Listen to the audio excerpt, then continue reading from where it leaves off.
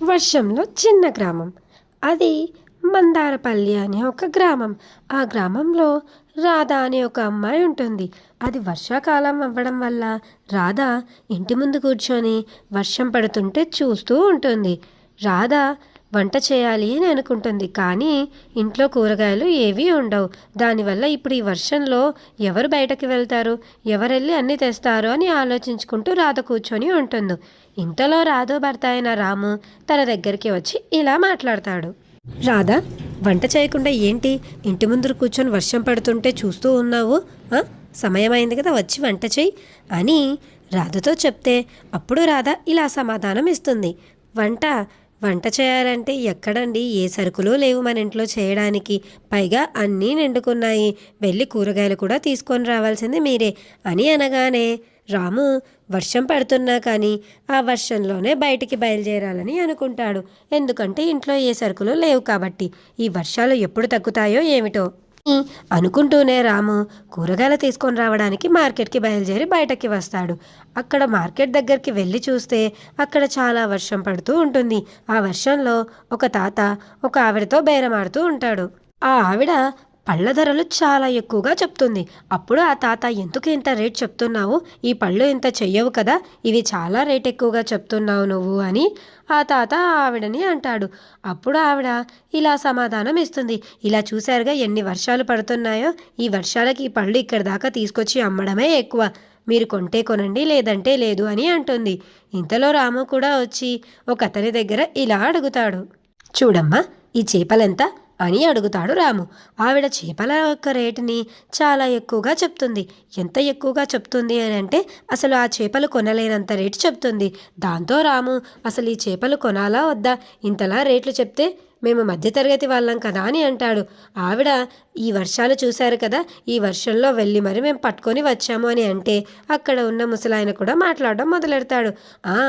ఈ వర్షం ఒక కారణం దొరికింది కదా, దీన్ని పట్టుకొని ప్రతి ఒక్కరూ రేట్లు ఎక్కువ చెప్తున్నారు బాబు అని అంటే రాము కూడా, అవునండి, నేను గమనిస్తూనే ఉన్నాను, ప్రతి ఒక్కరూ ప్రతి ఒక్కటి రేట్లు ఎక్కువ చెప్తున్నారు, ఇలా అయితే ఎలా కొనాలో ఏమిటో, మనలాంటి వాళ్ళు ఎలా బతకాలో ఏమిటో అని రాము ఇక్కడ కాకపోతే ఇంకో చోట కొంటాను అని చెప్పి అక్కడి నుంచి నడుచుకుంటూ వెళ్ళిపోతాడు రాము.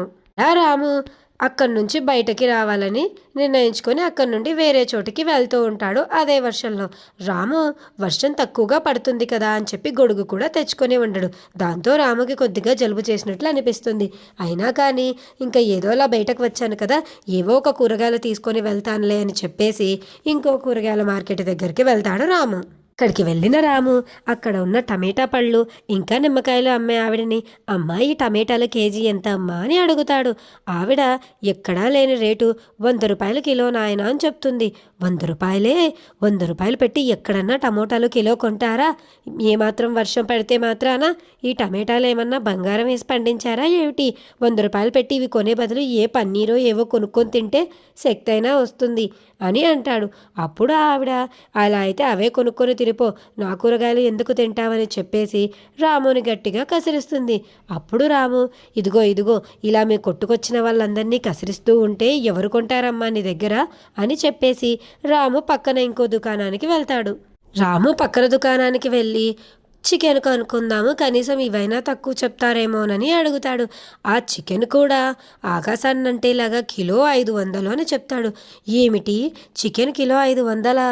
ఇంకా మటన్ రేట్ చెప్తున్నావు కదయ్యా, ఇలాగైతే ఎలా, కనీసం కొంచెమన్నా తగ్గించాలి కదా అని చెప్పి ఆ కొట్టువాడితో కూడా రాము గొడవ పడ్డం మొదలు పెడతాడు.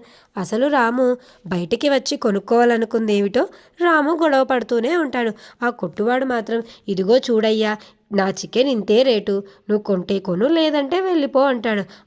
వెళ్తాంలే, ప్రతి ఒక్క కొట్టువాడు ఇదే మాట అండమే, కొంటే కొనండి లేదంటే వెళ్ళిపోండి, ఇలా అందరితో దురుసుగా ప్రవర్తిస్తూ ఉంటే ఎవ్వరూ నీ దగ్గరికి వచ్చి కొనరు అని చెప్పి రాము తిట్టుకుంటూ పక్కనున్న ఆవిడ కొట్టుకు వెళ్తాడు. ఆవిడ దగ్గర సీనీ పండ్లు అవి కనిపిస్తాయి. అవి చూసిన రాము, నువ్వైనా కొంచెం తక్కువ ధరకు ఇవ్వమ్మా, నేను తిరగలేక చచ్చిపోతున్నాను అంటే ఆవిడ కొంచెం చాలా మంచిదై ఉండడం వల్ల రాముకి తక్కువకే ఇస్తా అని చెప్తుంది.